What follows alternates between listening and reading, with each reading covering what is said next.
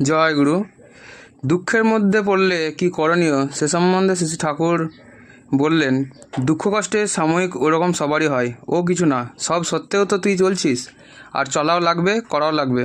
অবসাদে গা ঢেলে দিলে তো বাঁচার তাগিদ পূরণ হবে না, তাই ওকে প্রশ্রয় দিয়ে লাভ কি? আর তুমি যদি সবসময় দুঃখের চিন্তায় ভারাক্রান্ত থাকো এবং অন্যের কাছেও নিজের দুঃখের কথা বলো, তাহলে কিন্তু মানুষ তোমাকে এড়িয়ে চলতে চাইবে। দুঃখের সময় তোমাকে সহানুভূতি দেখাবারও কোনো লোক পাবে না। তার চাইতে নিজের দুঃখ কষ্ট সত্ত্বেও চেষ্টা করো মানুষকে সুখী ও তৃপ্তি করার জন্য কতখানি করতে পারো হলে সাফল্যে সমৃদ্ধ হতে ও করতে। সেই করার ভিতর দিয়ে মানুষ তোমায় আপন হবে। মানুষকে যত আপন করতে পারবে ততই তোমার লাভ। পরমপিতা চান না যে আমাদের কোনো অমঙ্গল হোক, আর তিনি আমাদের ভিতরে সেই শক্তিও দিয়ে দিয়েছেন যাতে প্রত্যেকটা অবস্থাকে মঙ্গলপ্রসূ করে নিয়ন্ত্রণ করতে পারি। তো বিঘ্নকে জয় না করলে শক্তি বাড়বে কী করে? চল, স্ফূর্তি করে চল। আলোচনাটি গৃহীত হয়েছে আলোচনা প্রসঙ্গে ৫ম খণ্ড থেকে। জয় গুরু। সকলে ভালো থাকবেন।